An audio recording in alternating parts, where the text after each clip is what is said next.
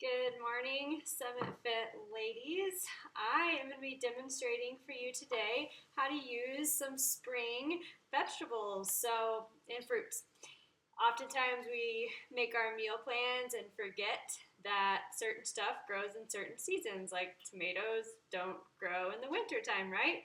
And when we eat seasonally, we in return give our body the best nutritional value possible in our foods, because when things are grown in season and we eat them in season, they are harvested usually closer to our area because they're seasonal to where you're living, and so the nutritional value of the actual vegetables are higher, so you're getting higher nutrients because of that.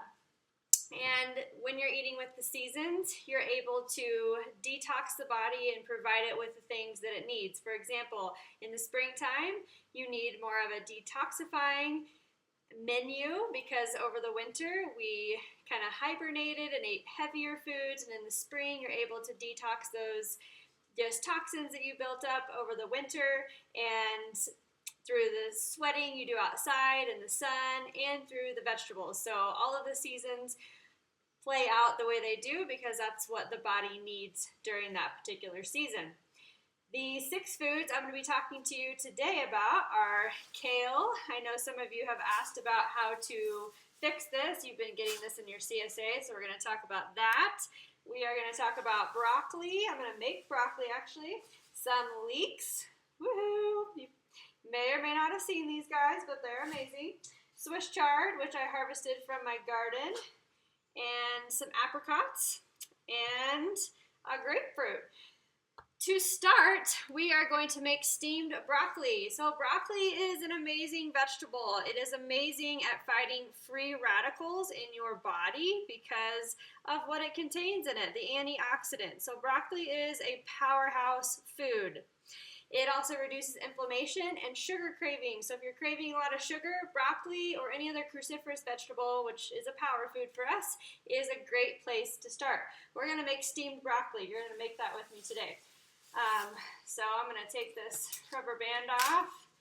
And I personally don't wash broccoli just because I don't think just getting the florets wet is super helpful, especially if you're sauteing them or frying them or roasting them. You don't want them to be wet whenever you're cooking them. With steaming, it's not really a big deal, but I'm still not going to wash them because I'm a rebel, right? Okay, so I'm going to cut off all of the, crunchy stems, which you can obviously eat those, but I'm going to cut them off for today's purposes.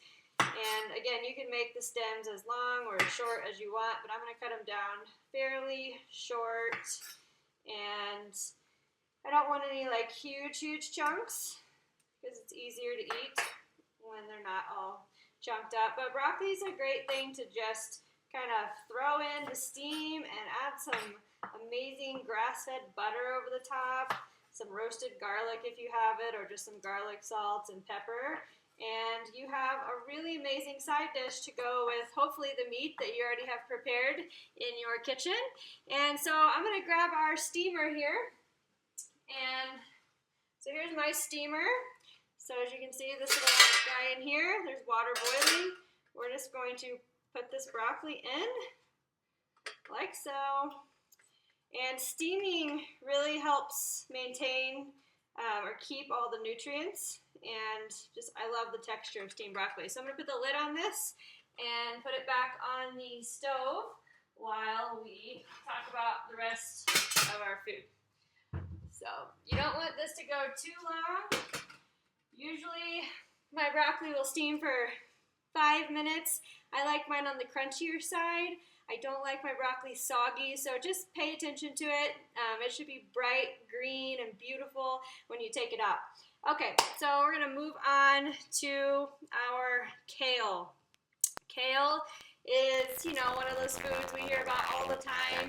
It's actually used as a decoration on plates. A lot of people won't eat it. I prefer it sauteed or put in a soup, because when you put it in soup, the leaves are super fibrous, and so they're not going to wilt and just disappear like spinach would. This will hold up really well in a soup type dish or any creamy type, marinade or whatever.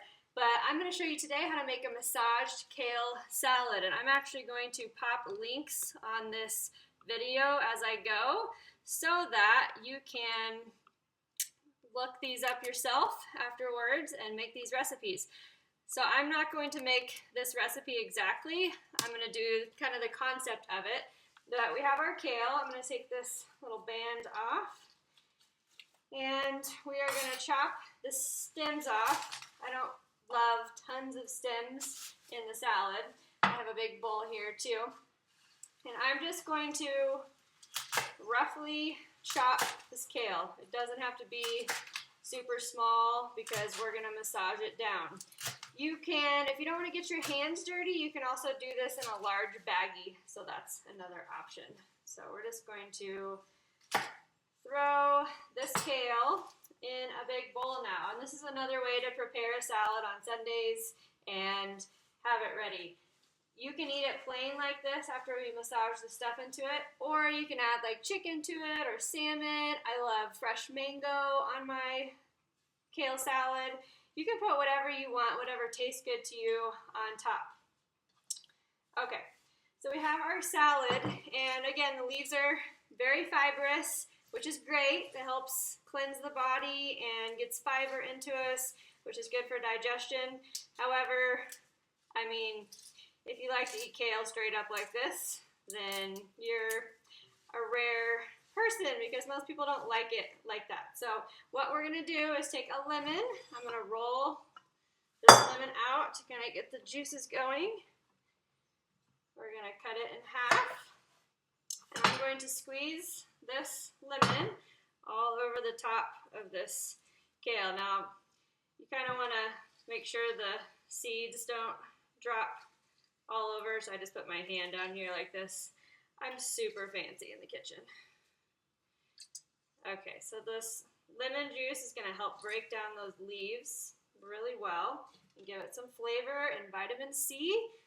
Lemon is very detoxifying as well, so it makes a great food to put over your fish or your chicken or in your water. It's really great. Okay, so get that seed out of there, maybe.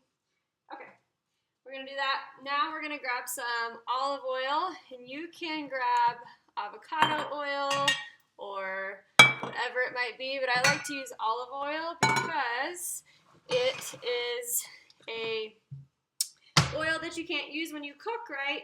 Because it is not made for heat. And so I like to use it when I make salads because I have it and it's good to use. I'm going to start with about 2 tablespoons of this olive oil.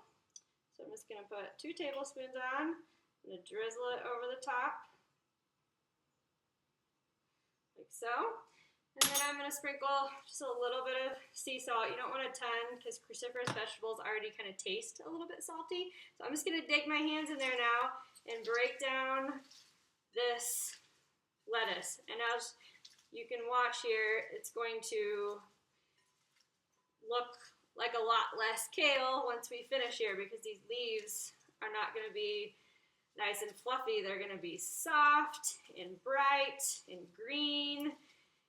And it just looks much more appetizing, right, when your lettuce is bright and green and glowing.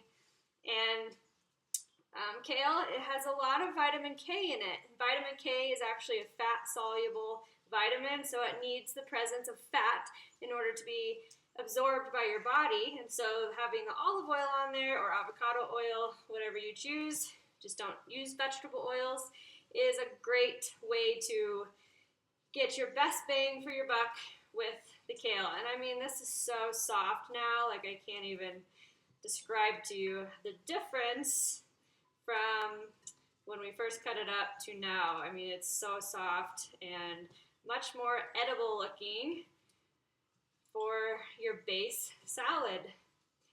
Okay, so that's it. I'm gonna wash my hands now. That is essentially it. Now you have your base kale salad that you can use as a side dish and put whatever you want on it. There's so many ideas out there.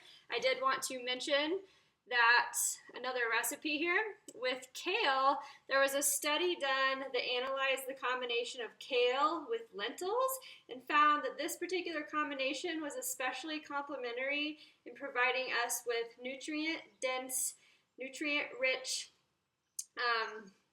vitamins at the same time. So this study kind of focused on mineral nourishment and prebiotic nutrients. So kale is a very good prebiotic nutrient, and with the combination of kale, it was particularly powerful in helping you enhance all the vitamins from the kale and whatnot.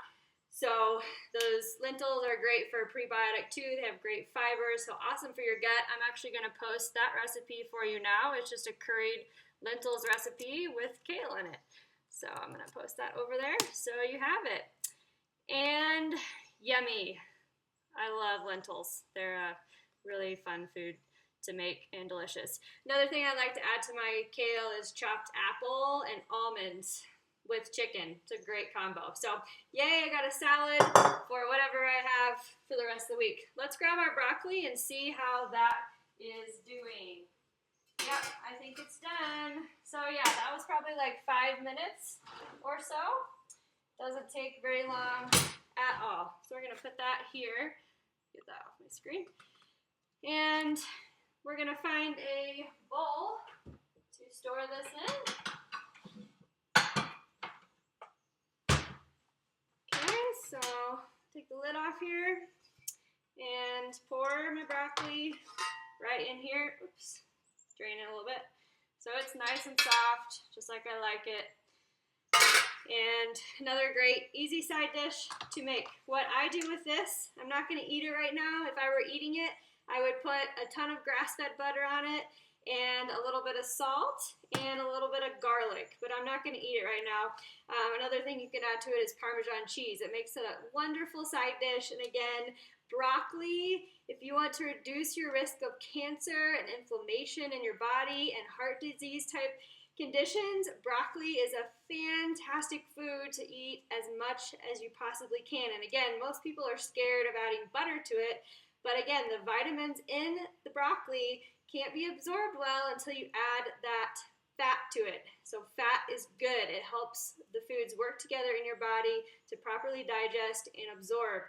So there's broccoli. And again, these are all seasonal vegetables. They're growing right now. They're high in vitamins and minerals because they're growing right now. Okay, let's move on to leeks. If you haven't had leeks, they're amazing. I'm going to post the recipe here for these. I like to, you can saute leeks, but I particularly love leeks in a potato leek soup. Now, this is not dairy-free.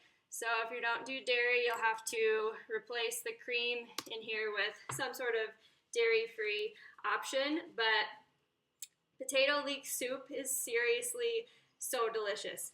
And with leeks, you're not going to eat this part. You are going to eat this bottom part. And you can go up, until it gets kind of hard. But you can pretty much slice this whole thing. You can saute this with onions and put it in, saute it and put it on top of your kale salad, or make it with your eggs or some chicken, really whatever you would use for onions, you can use leeks for. And with leeks, they have impressive concentrations of the antioxidant polyphenols, which play a direct role in protecting your blood vessels and blood cells from oxidative damage from foods like vegetable oils, right? And so we always want as many antioxidants as we can get. So I'm going to cut off the little hairy part at the end. By the way, these are really fun to grow. If you have the space in your backyard, they're easy to grow and they're fun to grow and they have a fantastic flavor. So I'm going to slice them really thin and I'm going to use them for a soup, but I'm not going to prep the soup right now. I'm just going to get them chopped up. So I have them so you can see. Hopefully you can see here. Okay, so I'm just slicing. And these, again, the white part is kind of the cream of the crop. That's the part that really tastes amazing. But you can cut all the way up, into where it turns green. And it'll still have that wonderful leek flavor. I usually buy 2 leeks at a time because, I mean, you don't get a ton from 1 leek, so having 2 is definitely nice. You can find these at pretty much, okay, so it's starting to get hard. I'm going to stop there. Whenever it starts to get, kind of difficult to push into it with your knife, then that's kind of your indication to stop. So this part you can compost or do whatever with. And I'm going to get a Tupperware to put the leeks into. Let me have those put away. That will be super yummy for leek soup. And for the soup, I might dice them up a little bit more. But if you're just sauteing them, for a burger or something like that, then the sliced direction is great. So leeks are our other seasonal food. Swiss chard. Swiss chard is beautiful. If you guys have never grown it in a garden, it has purple stems, the rainbow type, yellow, purple, orange. It's almost like a decorative vegetable, but it's edible. And, everybody eats spinach, and then they kind of stop there with their leafy greens. I like to branch out and find some of the other dark leafy greens so I can keep my nutrient intake varied. And Swiss chard is kind of like spinach in that it's soft, it doesn't have a really pungent flavor, and it can be added to the top of burgers. You can dice it up and put it in an omelet. You can add it to soups, maybe at the end, kind of like spinach, you could add it to that. But really anything you would add a leafy green to, you can add Swiss chard to. And the stems are wonderful too because they're nice and colorful. But with Swiss chard, I would just kind of roll it up and slice it just like so. Get those stems in there. It's really good sauteed with bacon grease or just bacon in the morning with eggs. I just love sauteed greens. That's definitely my favorite way to make greens for sure. And especially if you have any digestion issues, sauteing your vegetables and cooking them actually helps you absorb the nutrition in them better, and it helps with the digestion process. If you kind of have a weak stomach and have a lot of IBS symptoms, you should be cooking your vegetables for the most part, or doing the massage kale type method where you're breaking those down. Okay, I'm going to set these aside. That's all for our vegetables today. I'm going to show you the fruits now. Grapefruit. I know our power fruits are berries, but grapefruit is exceptionally nutritious and low in sugar and really high in vitamin C. And it helps cut down on those sugar cravings, which is fantastic. I just like to eat it straight. Some people like to put it on a chicken salad. You'd have to Google some recipes on that because I'm not quite sure which particular recipe I would use this on. Again, I just like to eat it straight. I think it's very cooling in the summer to go out in the backyard when I'm hot and eat some grapefruit. How you do the grapefruit? I'm going to get a different knife here for this. How you do the grapefruit is you just cut it in half, and then cut it again in half. And I just like to make little wedges like this and just kind of eat it off, or you can cut it out. If your kiddos like it. My kiddos aren't quite too keen on grapefruit yet. Okay, so what a beautiful vegetable or fruit, right? I love the color of this stuff. It's really beautiful. And then our last spring vegetable we have up is the apricot. Apricots are so yummy. We love dried apricots. We get those all winter from Costco, and they're just a really tasty, low sugar fruit, which is great. Apricots are very high in vitamin A and C, and they protect the heart with a variety of things that they have inside of them. With apricots, again, we just wash them and eat them whole. I don't really put them on recipes of any sort because they're good. But on a side salad or just as a side, put them with some yogurt. You could put them in a smoothie. But yeah, that's all I have for today as far as our vegetables go. As you can see, prepping vegetables and getting them into your diet just takes a little bit of planning, and eating seasonal foods takes a little bit of knowledge, right? And that's my mission with these videos, is to help you kind of see and learn about what's growing in particular seasons. So in the spring, again, these types of vegetables, the cruciferous vegetables, are really popular, grow in most areas, and they're very detoxifying to your body along with the leafy greens. So it's a great season to get adventurous in your kitchen with eating leafy green vegetables. And honestly, whenever I started my journey of getting away from the junk food diet that I ate, all I did was I would buy new vegetables that I had never eaten before or maybe never seen before, and I would come home, Google a recipe, and try it. And again, I didn't always love the recipes that I made, but as I continued to cook with them, I gained the knowledge and experience and skills to be able to prepare my own food and know how to make it, know what I liked and what I didn't like, and that's how you learn to eat better foods. In reality, you can follow a meal plan and learn, how to eat by someone else telling you how to eat and get ideas, and that's great. But ultimately, whenever you have the power to cook for yourself and know how to cook these things without using recipes and without following a meal plan and just being intuitive with your body and what it's craving, that's the ultimate way to truly have a diet that heals your body from the inside out. I hope this was helpful for you today and that you learned about some new ways to prep vegetables. And I look forward to seeing you on our next episode of Seasonal Eating.